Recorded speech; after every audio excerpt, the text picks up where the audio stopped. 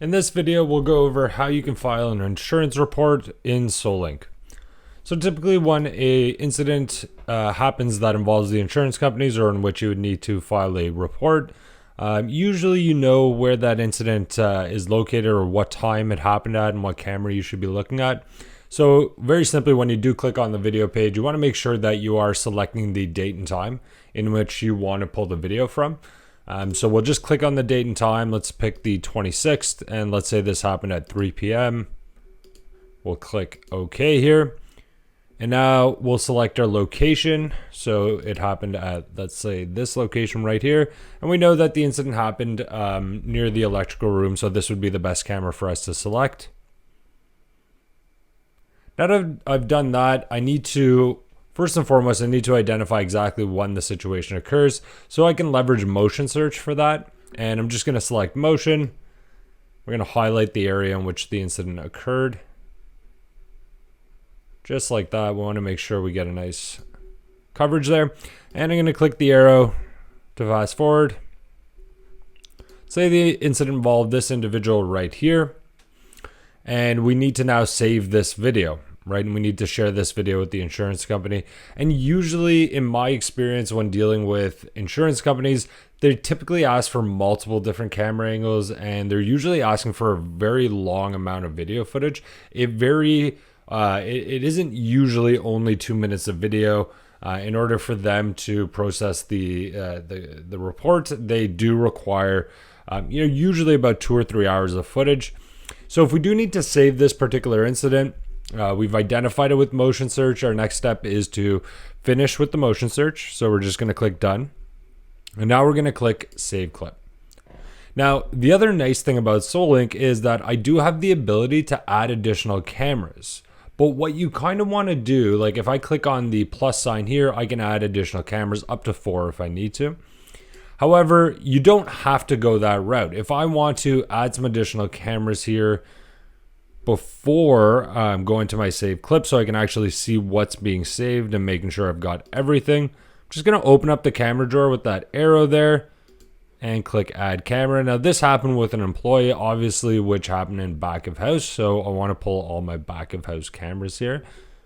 And I'll just pull the camera here, interior back door as well. Now, the reason I'm doing it this way as opposed to adding the cameras in that save clip box like I showed you before is because now what I get to do is I get to actually watch to make sure across these are the 4 correct cameras that I need. And I can watch to make sure that to mark the times in which I need to make sure I'm covering the main event or the event in which it took place. So it is nice. We can track that employee going through the entire restaurant, which is typically what your insurance company will ask for, right? And we saw that employee move through all 4 of these cameras. And I'm actually going to note, looks about 3:11 right there. And then the incident kind of stops around 3:17. So now when I click save clip, when I have 4 of those cameras up, it's going to automatically load those 4 cameras that I have on the screen. And I can change this time to 3:18. So this is the incident, right? This is the main incident. Now, usually what the insurance companies will ask for is not only this, but they're going to be requesting, hey, all right, well, if it happened at 3:15, we want to see the footage from noon all the way till 5 p.m. So in this scenario, what we'd wanted to do is we would actually come to our start and end times.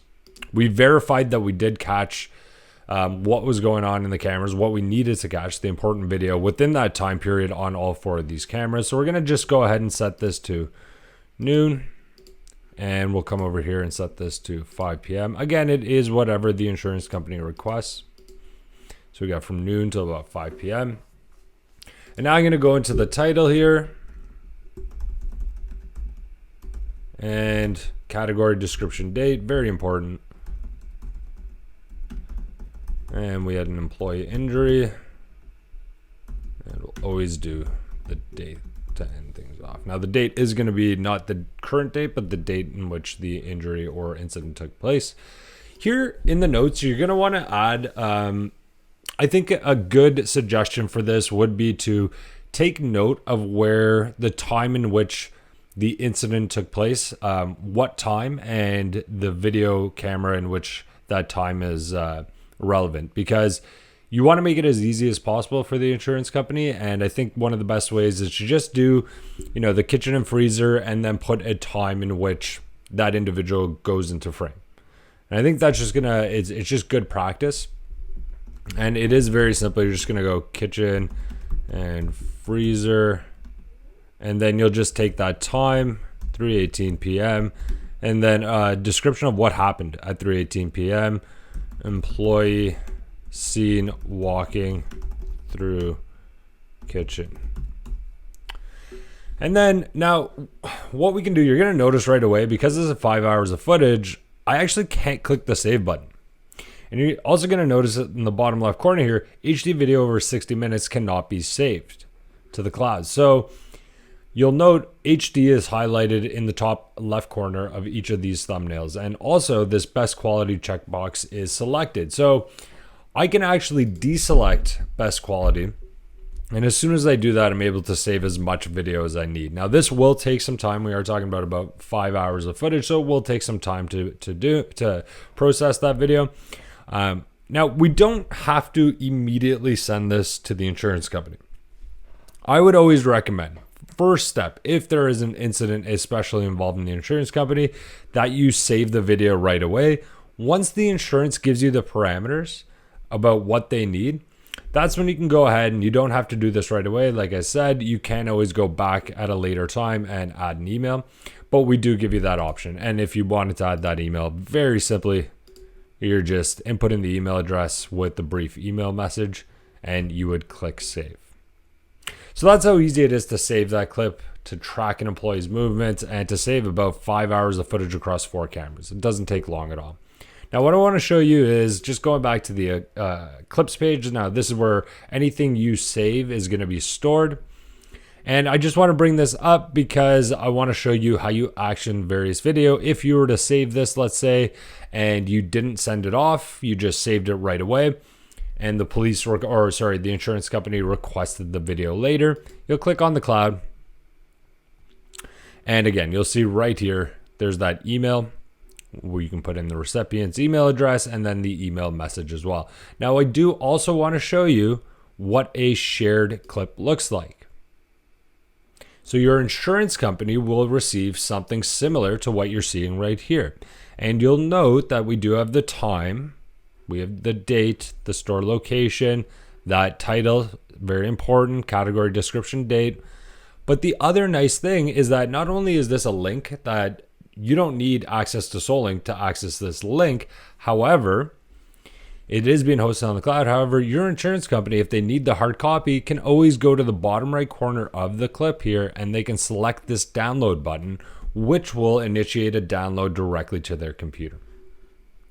So that's how easy it is to go and do a incident report for an insurance company. Now, I did want to call out a couple of key points to note. Is that if you are saving over 60 minutes of video, you do need to deselect the best quality option, which is selected by default.